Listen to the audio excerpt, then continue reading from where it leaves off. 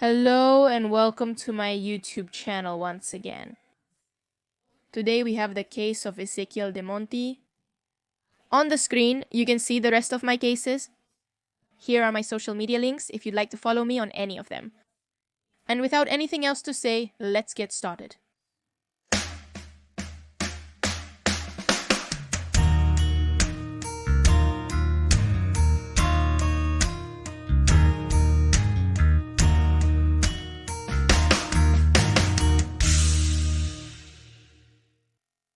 Ezequiel Demonty was born in 1983 in the capital of Argentina.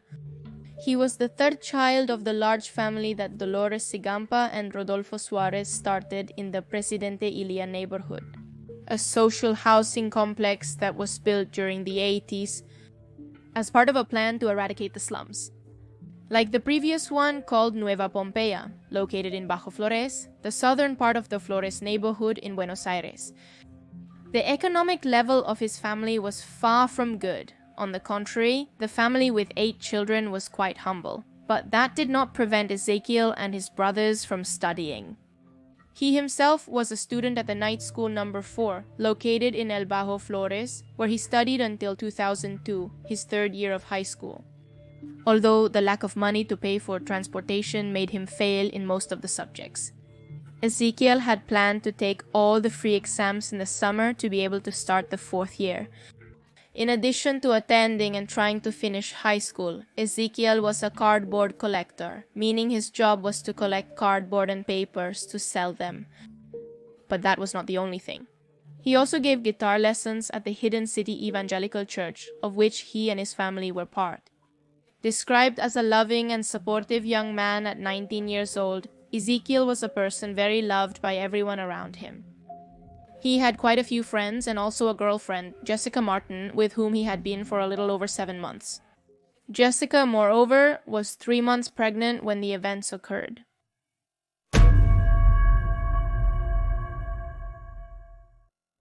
Ezequiel went dancing with 3 friends on Saturday, September 14th, 2002. Claudio Maciel, 14 years old, Julio Paz, 18, and Gloria, 17. Along with them, Ezequiel headed to Panavi, a club or disco located in the Constitution neighborhood. They were there for several hours, until just before 5 in the morning, when they left the dance venue to take a taxi that dropped them off at Ilia. In Pompeii, Claudio, the youngest, was not local but lived in Mataderos. So they had decided to accompany him to a car service located at the intersection of Constancia and Cruz Streets, so that the young man could take a car to go back to his house. Since it was late, everyone stayed to wait for a vehicle to arrive. They had been there for a few minutes when a patrol car from the 34th police station stopped in front of the group. What was the reason they did it? It's not clear. Some sources claim they were told it was because they were making too much noise while waiting. Others assert that they gave the excuse that a bicycle had been stolen in the area and they could be the culprits. Either way, whatever the reason they were given, what we know for certain is that the first police car requested the presence of others. After a few minutes, there were 3 patrol cars and 9 police officers for a group of 4 teenagers who had done absolutely nothing. But they didn't care. The 3 males were separated and forced to lie face down on the ground. When they obeyed, they began to beat them brutally. The only one they didn't beat was Gloria, because out of fear and desperation she told them she was pregnant. Thanks to this lie, they ordered her to leave, and that's what Ezequiel did from the floor. He, just as scared as she and the others, said goodbye to Gloria, saying, "Don't leave. They'll kill me," somehow sensing what was going to happen a little later. When Gloria left, the police officers checked the boys and the things they were carrying, robbing them. A total of 30 pesos, which was quite a lot for the time, before making them get into different patrol cars, although the destination was the same. Without allowing them to look in a caravan, the police cars headed to the street that borders the stream in Pompeia. During the journey of a few minutes, they yelled at them, threatened and insulted them, while the boys only remained silent, praying that nothing else would happen, although the night was just beginning. Upon arrival, the 9 police officers formed a circle around the 3 boys and began to beat them again. while saying things like, "Now you're going to suffer and now we're going to kill you." They beat them for several minutes until suddenly, perhaps already bored or tired, they decided to stop to end this whole episode. In a way that had become habitual during that time in the south of the city, one by one and at gunpoint, they forced them to get into the stream, even pushing them. Near that area there was a bridge, so Claudio did not hesitate to start swimming against the current to head there. After several minutes, he managed to surface. Giulio, for his part, was very scared. He didn't believe that the police would be capable of shooting him if they saw him in the water, so being in there, he clung to some branches, staying in place until he heard the patrol cars start and knew that the officers had left. Through different paths, they both met again at the bridge. They were still extremely nervous, and that fear only increased when they realized that Ezequiel was not arriving and they could not see him anywhere. Unlike them, Ezequiel couldn't swim, and the nervousness made the situation even worse. Instead of being able to swim to the right place, the oldest of the teenagers ended up flailing in the opposite direction of the bridge and straight into the current. His friends, completely scared, searched for him for a good while, but they had no results. By Sunday morning, the two boys went to Jessica's girlfriend's house. Together, the three of them went to the boy's house to tell what had happened to them hours before and that they couldn't find him. Quickly, the family joined the search that the boys had started, although after a while, Rodolfo showed up at the 34th police station to report Ezequiel's disappearance. In that first report, they did not mention the involvement of the officers from that same police station because they knew it would only complicate things. As expected from that police station, the search was practically a mockery. It was extremely superficial and yielded no results. On Sunday night, knowing that they could not count on the police to help them, Ezequiel's parents filed a habeas corpus petition before Judge Roberto Grispo in the on-duty prosecutor's court, where they recorded what their son's friends had told them. For 3 days, the family carried out the search in El Riachuelo, who, without the necessary resources for such a thing, managed to keep searching for Ezequiel. Until, finally, on September 17th, tactical divers from the federal police and prefecture joined their search. By that point, it had been the media who put pressure on the authorities to start participating in the search. That same day, in response to social pressure, the then head of the federal police, Roberto Giacomino, ordered Commissioner Pereira, who was in charge of 34, to start working seriously on the case, which is quite ridiculous. Basically, she asked the police station that had made Ezequiel throw himself into the creek and die to investigate itself. Following orders from his superior, Pereira, he reported to the 13th prosecutor's office. In front of him, Marcelo Roma offered his help for the investigation and presented testimonies about what he knew, although he obviously said he knew nothing. In response to the lack of answers and progress, the neighbors and friends of Ezequiel staged an impromptu protest around 1930 on the same 17th of September. In total, about 50 people gathered in front of the 34th police station to block the street with signs and proclamations that said things like, "Do we have to do it now if they don't kill us all? Justice for Ezequiel 34th police station murderers." In front of the media, several dared to declare, exposing that this was not the first time it had happened. Throwing us into the stream is a habit of the 34th. This is the third time it has happened in a year. This is something one of those present told. The increase in social and media pressure led to the Secretary of Security, Alberto Iribarne, announcing that same night that the search operation was going to be intensified. In addition to ensuring the safety of Ezequiel's family and assuring that the involved police station was going to be investigated. On September 18th, that is the following day, the top brass of the 34 was dismissed. The 12 police officers who were allegedly involved in the incident were also arrested. These were 2 officers with the rank of Sergeant Luis Funes and Jorge Sosa, in addition to 10 non-commissioned officers or corporals. Alfredo Fornasari, José Luis Martinez, and the agents Maximiliano Pata, Jorge Solis, and Sandro Granado. They are joined by the Inspector Officer Daniel Barrionuevo, the First Corporal Luis Antonio Gutierrez, and the Corporal Andres Wright, as well as the Agent Santiago Ritrovato. On September 20th, 2 days after his arrest, First Sergeant Funes requested to speak with the Federal Police's highest chief. Once gathered in front of him, he confessed what had happened that day and repeated his story in front of the prosecutor of the case, Marcelo Roma. According to his story, things had happened in the following way. Around 5:50 in the morning on Saturday, September 14th, he was on patrol doing what he described as preventive service of the area, along with Daniel Barrionuevo and Alfredo Fornasari. It was a task for which the Buenos Aires government paid them overtime, so everyone agreed to do it. The shift of that service was quiet until at one point they detected a bus that had gone the wrong way on Cruz Avenue, so they decided to approach it. Just then, they saw Somochano's patrol car pass by with the lights on. This newly named person was none other than the external chief of the 34, with whom Sandro Granado and Jorge Solis patrolled. Assuming something serious occurred, Funes and his companions followed the other vehicle. Soon after, the third vehicle arrived, carrying Luis Gutierrez, Jose Luis Martinez, and Agent Maximiliano Pata. Funes could see at that moment how Somogano and his companions had the three boys on the floor, beating them. When she got out to ask what was happening, they told her that they had caught them stealing a bicycle. A version that was quickly denied by the testimony of a neighbor who had seen the whole situation from his house, who assured that the only thing the boys had done was to knock on the shutter of the taxi stand so that someone would attend to them. Returning to Funes' statement, he said that soon a fourth patrol appeared, from which Jorge Adrian Sosa, Andres Wright, and finally, Officer Santiago Ritrovato got out.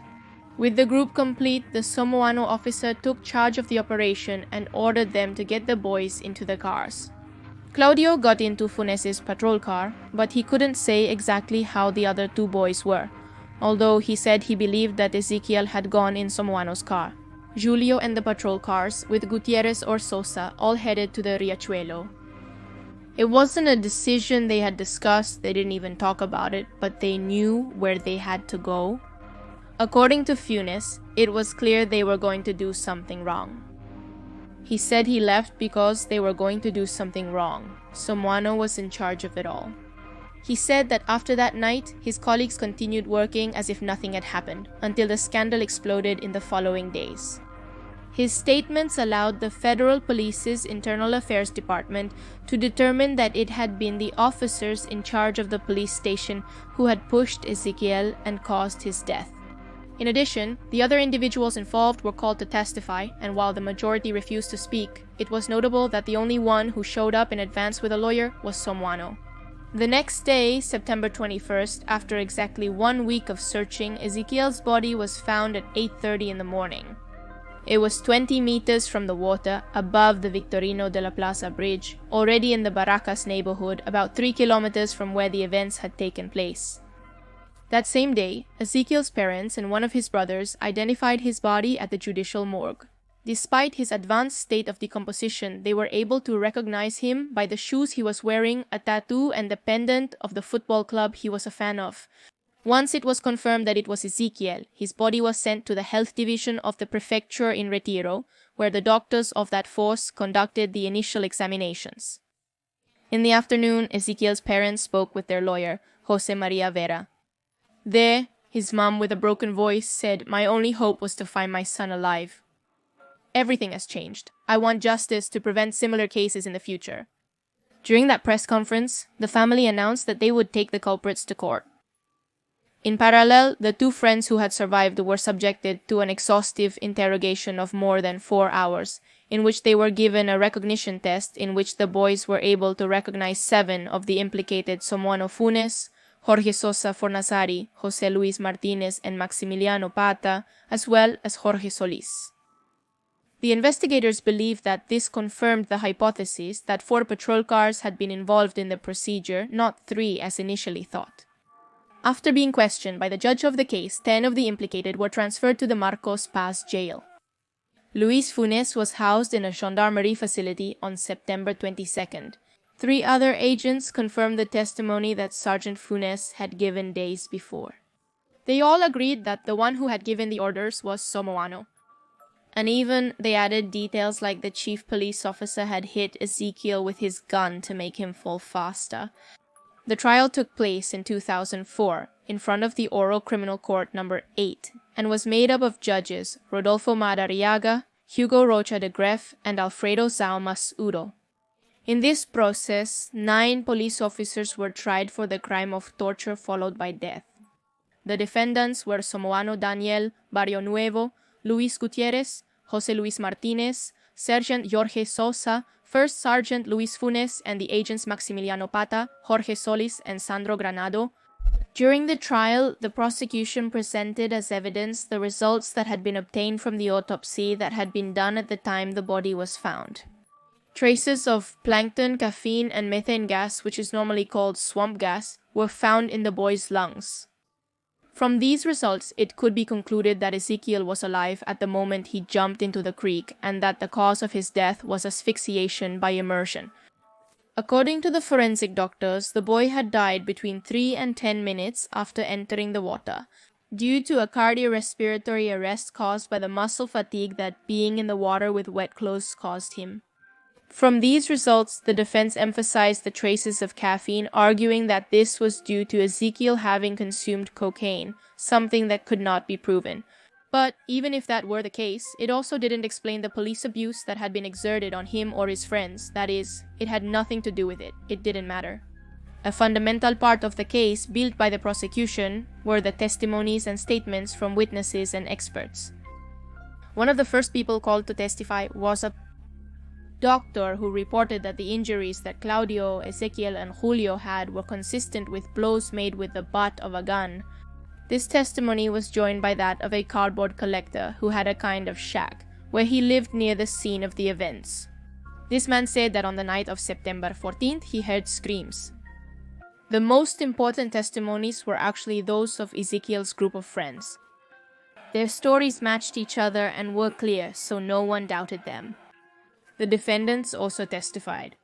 Gaston Somoano categorically denied having anything to do with what had happened and blamed the murder on a young Peruvian, although he was unable to identify him or give details of his experience.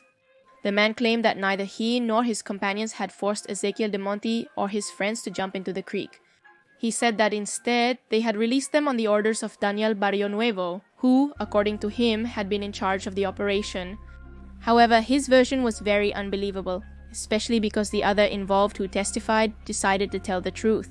For example, Luis Gutierrez admitted to having participated in the operation and clarified that he never thought it would unfold in that way. In his statement, he even further implicated Somoano, as according to what the sub-inspector narrated, he had pointed his weapon at Ezequiel and asked him if he knew how to swim. When the boy replied that he didn't, he said, "Now you're going to learn," and pushed him.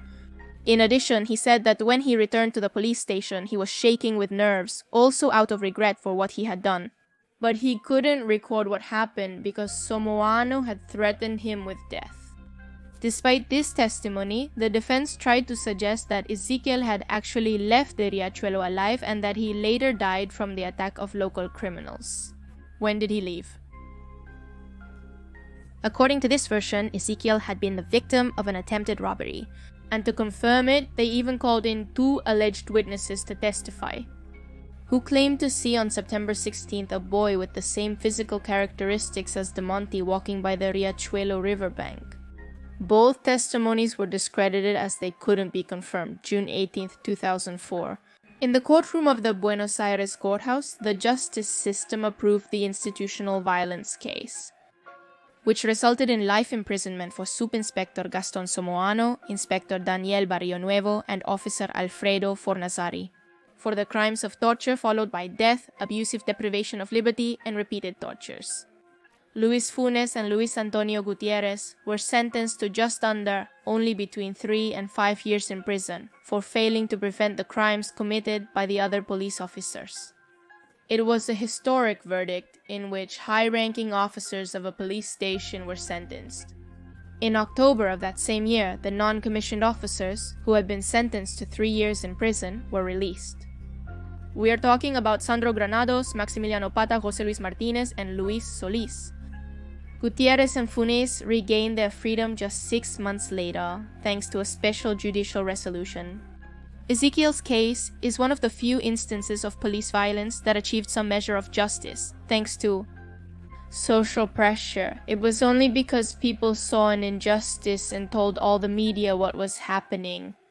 Not only that, however, it was also thanks to some of the involved police officers telling the truth.